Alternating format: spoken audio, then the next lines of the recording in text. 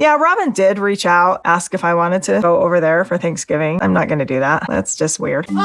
But Robin and I don't behave like a married couple when my other wives are around, because Robin is very sensitive to other people. She wants to be very careful about their feelings. I'm not close with Meri, and now I'm no longer close with Robin. You know, I'm not a member of the family. I just really don't want to go be a third wheel. Kody and Meri. What a joke. Meri has been nothing but loyal. She's the mother of his daughter, for crying out loud, and yet he treats her like she's disposable. The woman's done nothing wrong, and he'd rather have her sit alone at dinner just so he can cozy up to Robin. It's pathetic. Here's the real kicker. They spent years trying to sell us on how amazing polygamy is, how it supposedly works like a charm, and now Kody's out here claiming he never even loved his wives. So basically, the whole thing was a farce from the start. He's making it clear that everything they preached was just one big fat lie. The way he treats Meri and Christine with such disdain is hard to watch. And don't even get me started on his anger toward Janelle just because she won't bow down and worship him. To Kody, loyalty is love, so if they don't pledge their undying allegiance, they're out of his heart. And what does he do in response? He throws a fit, whining about how his heart is breaking. Oh, please! Every time he opens his mouth, it's just another excuse to badmouth the others. And Robin, sensitive to the other wives being around, give me a break. That has to be the biggest joke of all. This woman claims she wants a huge polygamous family, but then acts like she's walking on eggshells around the others? Let's be real, she's not built for this lifestyle, and neither is Kody. It's time for them both to admit it. Robin's been playing the sensitive card all along. It's classic manipulation. She's jealous, plain and simple, so she pretends to be uncomfortable with Kody's affection in front of the other wives, which just makes Kody resent them even more. Well played, Robin. Well played. From the moment Robin joined the family, you could see where this was heading. It was just a matter of time before the other wives said, enough. Kody using the whole coronavirus situation to spend all his time with Robin and her kids. That was the final nail in the coffin. Let's be honest, this whole charade has probably been fake for a while now. And Kody?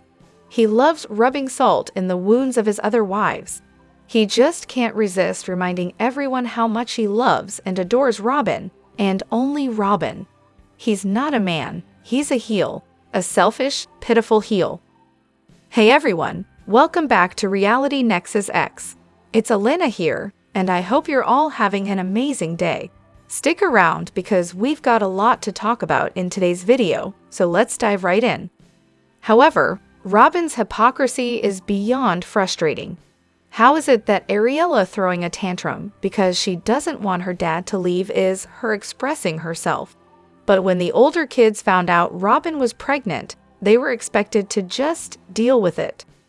These teens have lived through years of not having their dad around, but somehow their feelings are less important. Robin demanded that everyone cater to her family's needs, but when it's the other way around, suddenly it doesn't matter.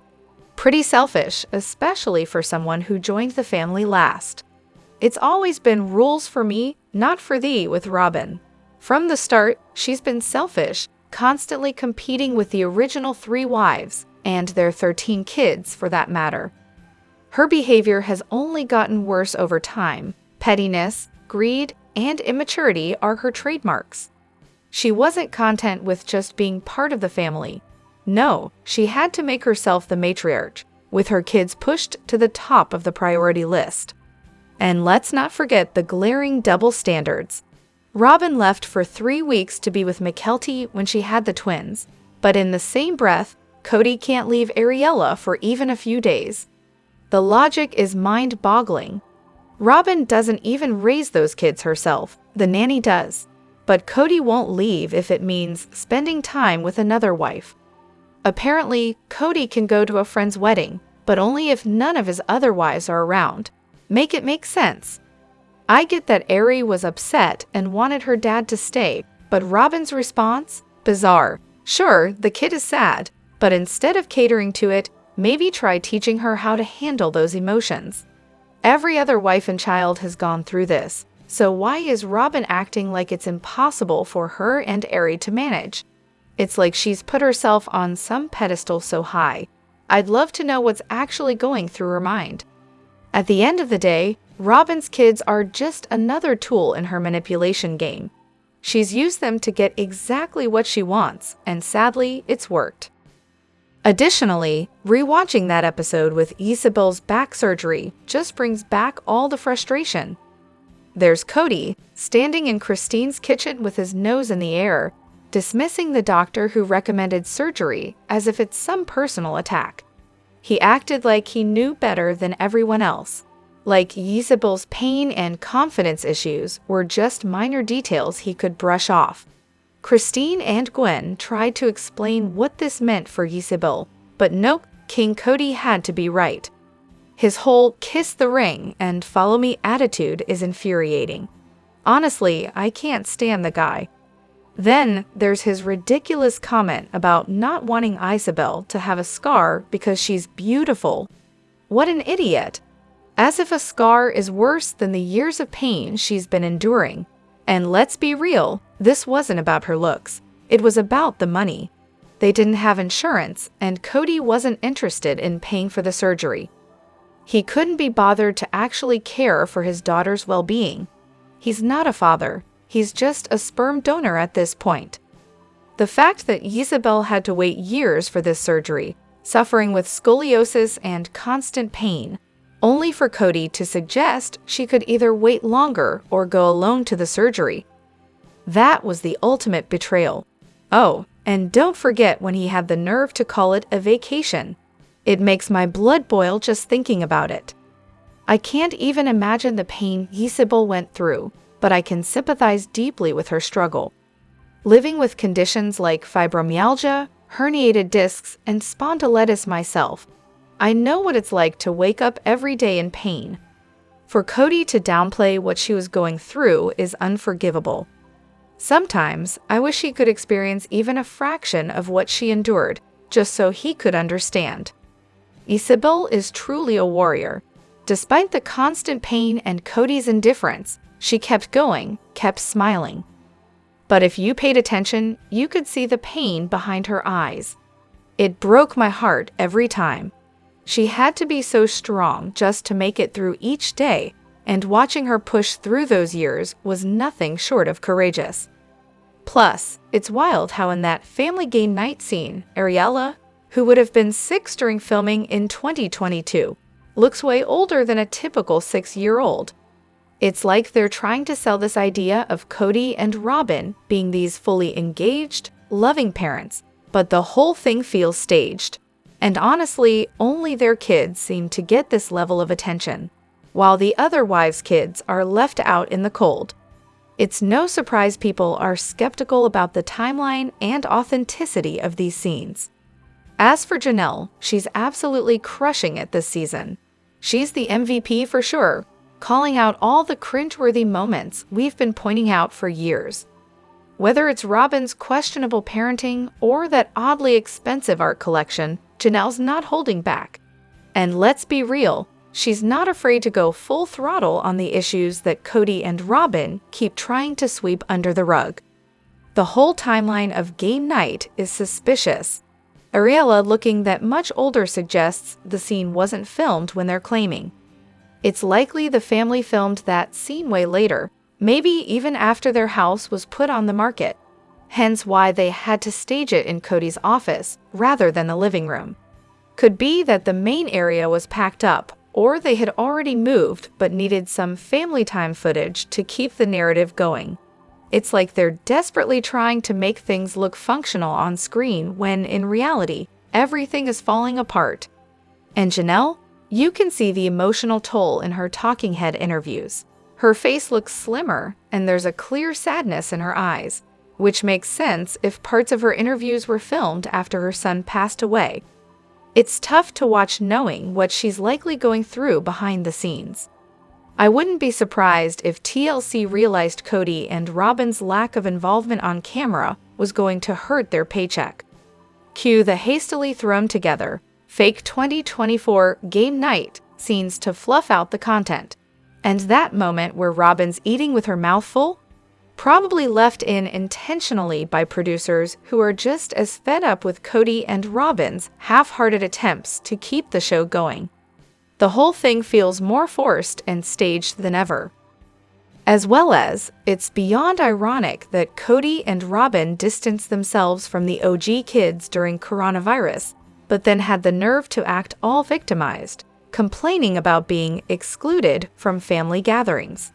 Seriously? Kody calling his own kids jerks and bullies? What a complete jackass. It's mind-blowing how disconnected he is from his actions, and how he twists everything to fit his narrative.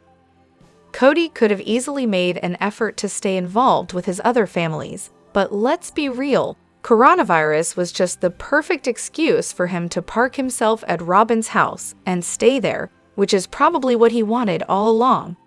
He's been using the pandemic as a convenient cover to hide the fact that he's emotionally checked out from everyone but Robin and her kids. He's the definition of a gaslighter, constantly shifting the blame onto others while acting like he's the victim. And let's not forget how lazy and childish he is as a parent. The OG kids in Flagstaff were at that critical age where they were growing up, pushing boundaries and questioning things, as normal adolescents and young adults do. Instead of embracing that challenge, Kody decided he didn't want to deal with the tough parts of parenting older kids. Nope, he'd rather spend time with Robin and her tenders, who follow his every word like it's gospel. It's easier for him to play dad there, where no one questions him.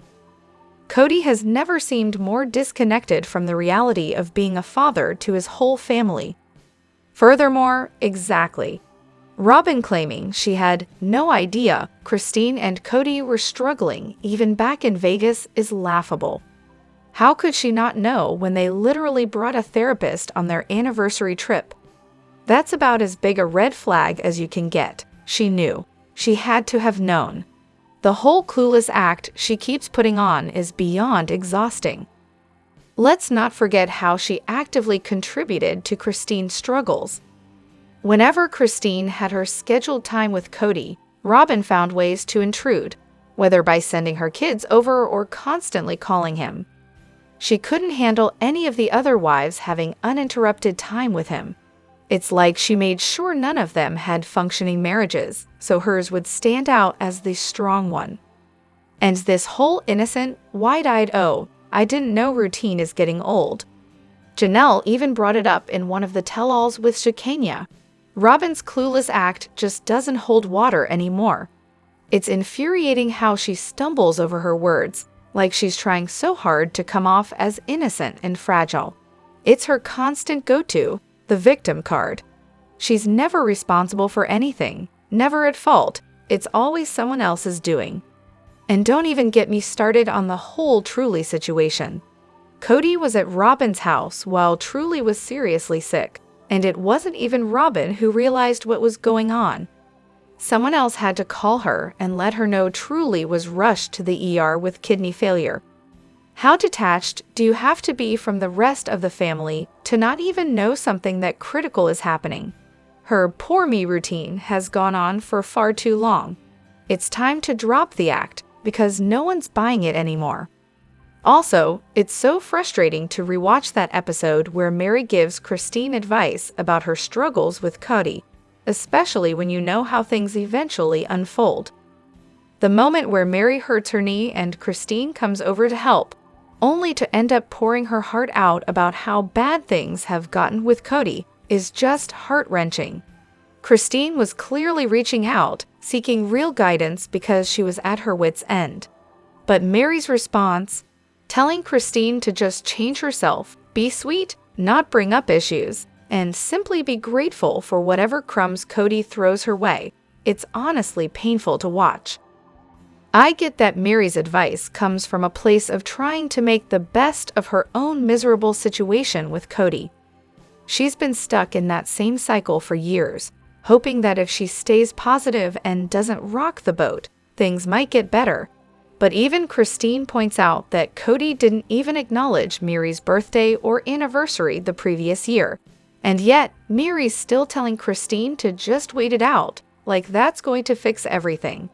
It's disheartening because we all know it didn't work for Meri, but she's trying to sell it to Christine like it's the key to success.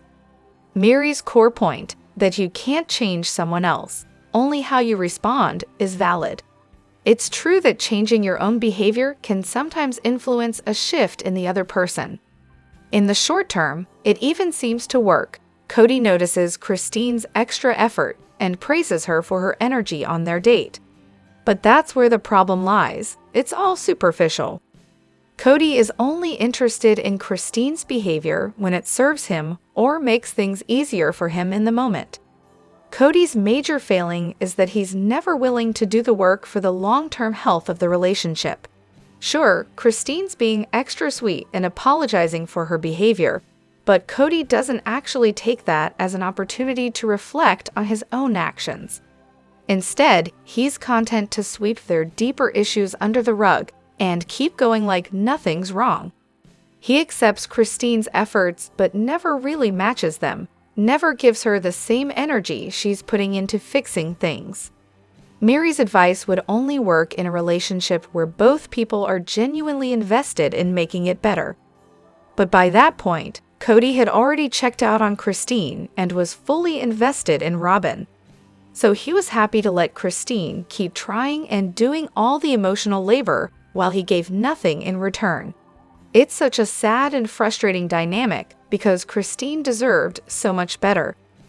Watching her apologize to Kody when he was just as much, if not more, at fault is infuriating. It's like she was trying to climb a mountain all by herself, and Kody couldn't even be bothered to show up. However, Kody praising Ariella for being mad at Christine for leaving him is beyond messed up.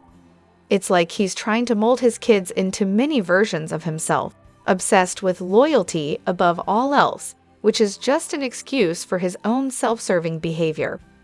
Kody's constant preaching about loyalty while disregarding love and emotional connection is so warped. It's almost like he believes he's some kind of prophet or god. But the reality is, he doesn't lead by example at all. He withdrew from his family because it was too much work, and let's be real, he just likes Robin better. The hypocrisy is staggering.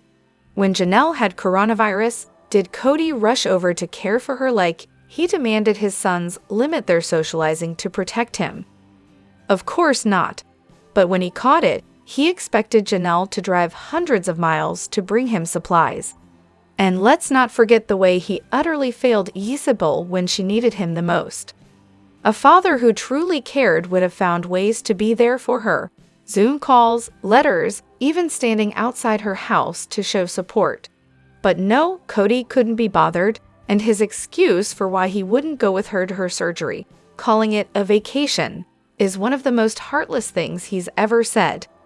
He had the nerve to tell Isabel not to become a bitter housewife because of his neglect, yet he bent over backward for Dayton, Robin's son.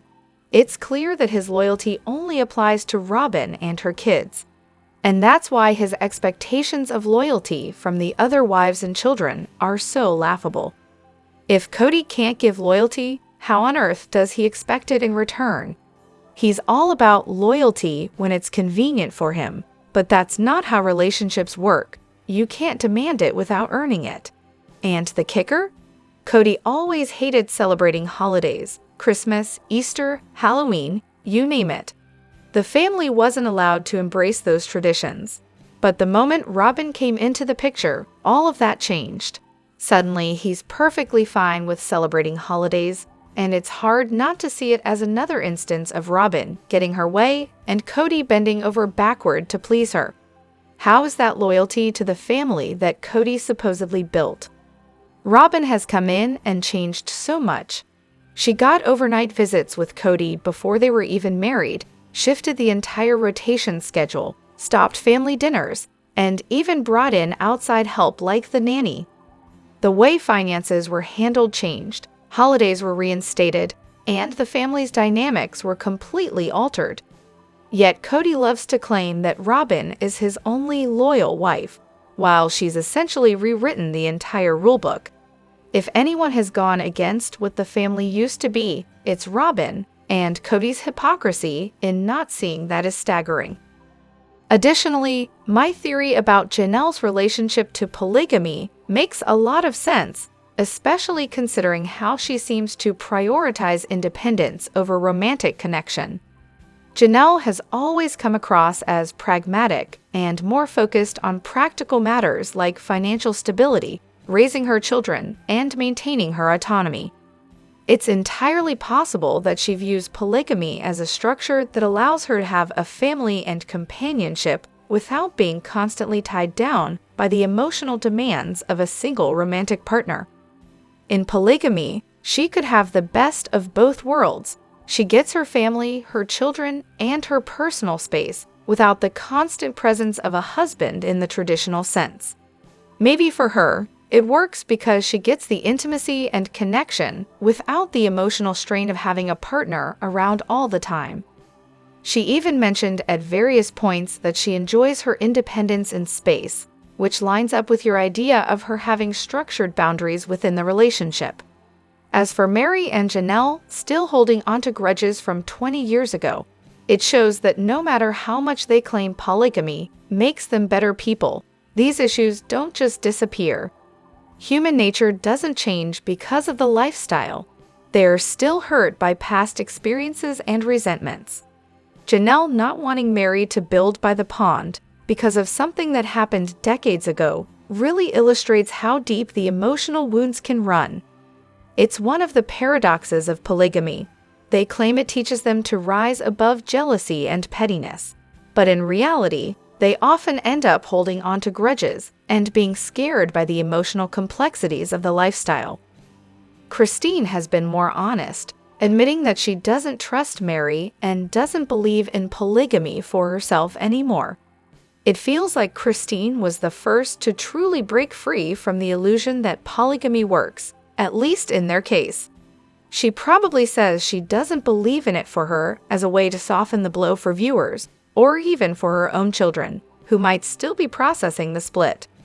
As for the whole idea that legal contracts might solve the trust issues, it's kind of funny when you think about it. How can a family that claims to be so spiritually bonded need legal documents to guarantee basic trust and respect? It shows the inherent contradictions within their lives. They preach that polygamy works because it teaches them to be better, but clearly, it's not enough to make them feel secure.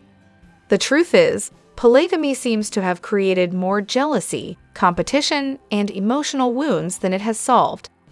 At this point, it's hard to see how any of them can genuinely believe that polygamy works. They're all scared by it, from the wives to the children to Kody himself.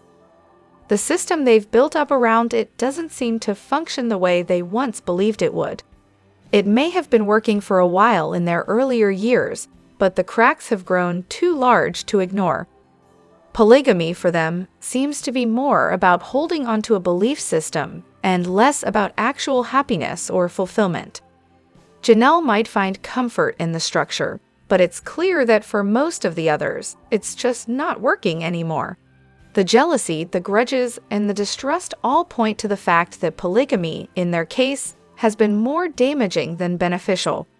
At the end of the day, it's not about making them better people. It's about clinging to a lifestyle that, for the most part, hasn't served them well. Oh wow, Kody's one big house idea. Where do we even start? It's hard not to wonder if this was his long game all along. You know, get all the wives to buy into this mansion of a dream, and then, when it inevitably falls apart, he and Robin end up with a giant house all to themselves. I mean, it's classic Kody.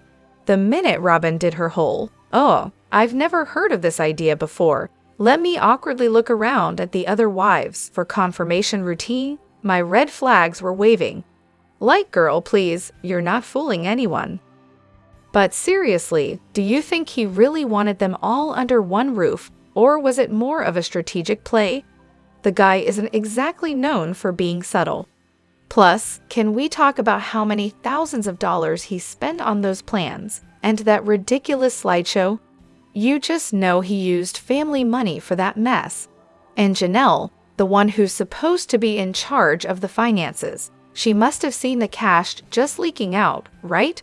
Or was this another one of Kody's smoke and mirrors acts where nobody noticed until it was too late? For a while, I thought maybe the whole one house thing was just for the cameras, a way to drum up drama. But the more I think about it, the more I believe it wasn't really about the house at all. Christine was the one person he couldn't control, and when she refused to play along, it was game over. Kody probably figured the house would be in his name, meaning total control. No wonder Christine's resistance hit him so hard, she basically exposed his little power grab, and we all saw how quickly things unraveled from there. That's when the divorce came into play, right? As if her not caving to his mansion dream was the final straw. Also, logistically, was building even a realistic option on that property? With all the zoning issues and restrictions they kept bringing up, I can't imagine it was smooth sailing to even get something like that approved. Did Kody even think that part through, or was he too busy dreaming of his personal palace? Oh man, the frustration with Puddle Monkey Productions is real. It's like they're actively trying to turn what could be a fascinating, drama-filled show into a total snooze fest. We're all hate-watching, but come on, they could at least give us something worth our time, right? The biggest issue? How on earth are we still years behind the actual timeline? I get that they're not exactly cranking out Emmy-worthy content, but it's not like they're overloaded with earth-shattering moments to edit down. Most episodes barely have 10 minutes of new footage, and the rest is just Kody whining in his talking heads, or yet another flashback we've seen 100 times. Meanwhile, other reality shows can manage a 4 to 6 month turnaround. So what's the excuse here? And seriously, how is it that we've already seen Christine's wedding on social media, but on the show, we haven't even met David yet? Make it make sense. And don't even get me started on the endless repetition. We get it. Kody thinks Christine is the root of all evil. Christine's never been happier. Robin is confused and blameless, as usual. Meri is somehow still waiting for Kody to explicitly tell her it's over. And Janelle is fine with her non-divorce divorce. But where's the action? It's all talking heads and no actual interaction between them. Puddle Monkey must have skipped the show, don't tell rule in filmmaking school, because we're getting none of the awkward tension or drama that should be happening on screen. Take that whole Mykelti twin birth arc. The only reason to drag us through multiple episodes about this was to set up the awkward Christine-Robin waiting room showdown. But instead of showing us how tense that moment was, they just have everyone telling us how awkward it's going to be. And then we get nothing. Why bother with the buildup if you don't deliver the payoff? If they didn't get the footage, just cut the arc. We didn't need all those wasted scenes of Kody measuring Coyote Pass or Robin raking leaves for the first time in her life. Seriously, that was cringeworthy. And the contrived scenes? So painful. That family game night at Robin's house was so staged it hurt to watch. You can just see everyone trying to act like this is something they do all the time, like some weird, Stefford version of Happy Family. It's obvious it was all orchestrated just to back up Kody's bizarre claim that life at Robin's is a perpetual family experience. Sure, Kody, your grown adult kids are just hanging out playing Jenga with you every night.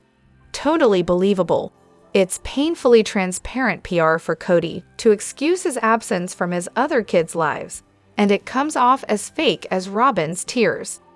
What I don't get is why they won't just lean into the drama that's naturally there. The storyline is interesting enough. Kody is the villain, angry, hostile, and alienating everyone except Robin and her kids. Robin's his enabler and low-key a villain in her own right. The OG wives are all at different stages of breaking free from him, and when they're forced to be together, it's awkward as hell. That is what people want to see. But no, we get fake happy family moments that are painful to sit through instead of the raw, uncomfortable interactions that would actually make for good TV. Like, what show do they think we're here to watch? It's not Kumbaya Wives. Look, nobody's tuning into Sister Wives for feel-good family bonding moments. We want the conflict, the drama, the uncomfortable truths. Heck, at this point, I'd settle for any kind of forward movement in the story.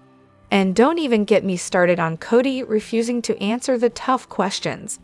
Where's an Andy Cohen to pull a "you're on a reality show about your life" moment when we need him?